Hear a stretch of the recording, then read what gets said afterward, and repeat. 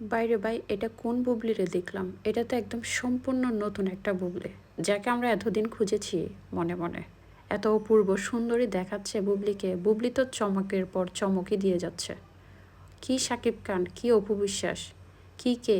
মানে বুবলি যেভাবে চমক দেখাচ্ছেন দিনের পর দিন, নতুন, নতুন লুক নিয়ে তিনি যেভাবে হাজির হচ্ছেন আমাদের সামনে, আমাদের পাশাপাশি শাকিব খান না জানি পাগল হয়ে যায় বুবলির জন্য আবারও। না জানি আবারও এই ঈদের পরে এই বুবলিকে আবার নিজের গড়ে তুলে ফেলেন। ভাবা যায় এই বুবলির একটা বাচ্চা আছে এবং তিনি একজন বাচ্চার মা। দেখে বোঝার উপায় নেই। অপূর্ব সুন্দরী দেখাচ্ছে।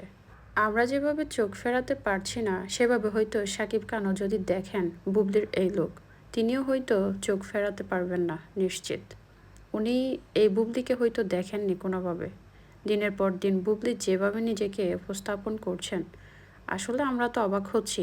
সেই সাথে শাকিব খান আফসোস করবেন যে তিনি কোন বুবলিকে হারিয়েছেন, কোন বুবলিকে তিনি নিজের হাতছাড়া করেছেন। সিনেমা বলেন, ফটোশ্যুট বলেন কিংবা মডেলিং বলেন, সব জায়গায় বুবলি তার দাপটের সাথে সব কিছু নিজের করে নিচ্ছেন।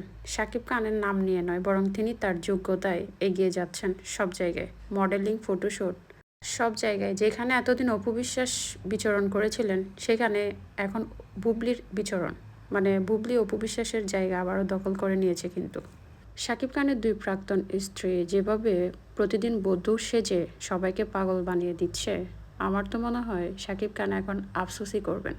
হয় তিনি অপু বিশ্বাসের জন্য আফসোস করবেন, না হয় বুবলির জন্য। সত্যি কথা বলতে বধূ সাজে দুজনকেই সুন্দর দেখাচ্ছে।